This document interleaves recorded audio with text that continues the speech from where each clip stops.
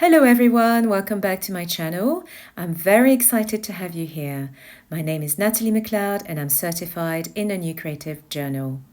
In this video, we are going to explore some of the various journal techniques. There are so many of them, but I will focus mainly on a few I tend to use myself. And if you would like to explore more of these techniques, you can find these in Anne-Marie Jobin's book, whose link has been added in the description box below. Writing techniques in a journal are varied. Most of the techniques mentioned in the book tap into our right brain or non-logical brain, which help to access deeper and wiser aspects of ourselves because we don't censor ourselves like we would in linear left to right writing style. These types of writing may be challenging if you have been conditioned by education to think about punctuation and spelling. So you may well be aware of not wanting to make mistakes or make your writing look good.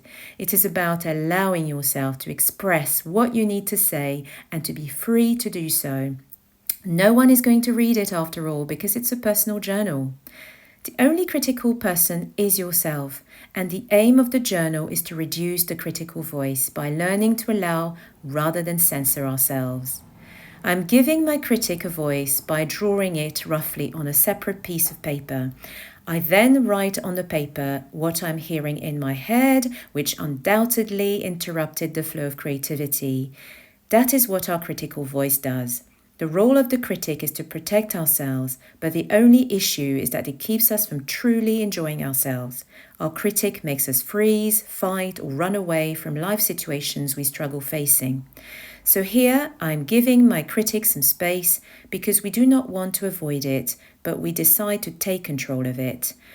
To do this, I'm folding the piece of paper, then setting it aside for now so I can return to my writing more peacefully. It is a learning process and doesn't come overnight. You may need to repeat the process a few times until it feels more natural to you. Here are some examples of non-linear writing styles. Here is an example of spiral writing, which is starting from the center and writing in a spiral going outwards. Follow a line writing, which is drawing a line between words. And crazy pen writing, which is writing in all sorts of topsy-turvy ways over your page. Here is an example of illegible writing, which is handy if you don't want anyone to read what you have written. Another type of writing is a dialogue. You have an imaginary dialogue with a wise figure, an animal, a person you trust. This technique is particularly effective to get some answers to questions you may have. So here is an example of a dialogue I did with my non-dominant hand using one color and my dominant hand using a different color. The day I wrote it, I was feeling anxious because I was going to host workshops. So I found this picture in a magazine which was perfect to use in a dialogue. It was a leopard with an army helmet, which stood out for me because the imagery of a leopard in an army gear reminded me of courage, an ally I desperately needed to have during that time. A bit like a soldier would have had needed before going to war, but here I'm not actually going to war, but the analogy helped me find the strength I needed and acted as a powerful reminder of having this ally by my side when I felt the need for it.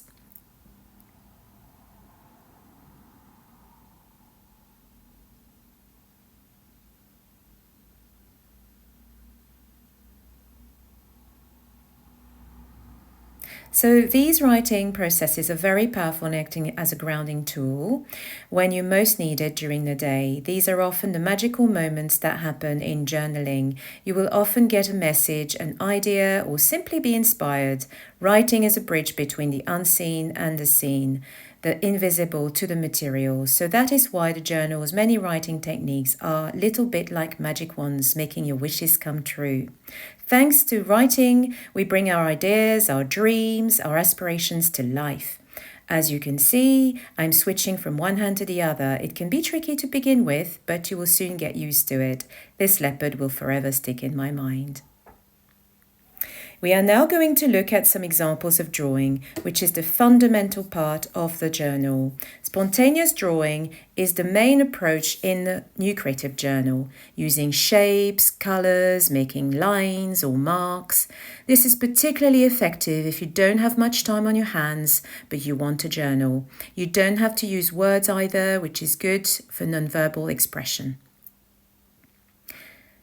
Here's an example of using a symbolic container in drawing.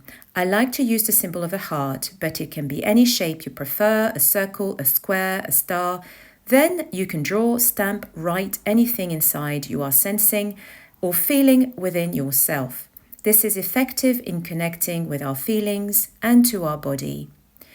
Another symbol is a silhouette, where you draw a collage of silhouette. Then write, collage, draw what you are feeling in your body. Emotions, pain, sensations like being hot or cold or tired. Collage techniques access the language of images as it taps into our subconscious mind. A powerful way to work with images is to flick through an old magazine and pick an image at random or a few images that stand out. Then stick the image into your journal.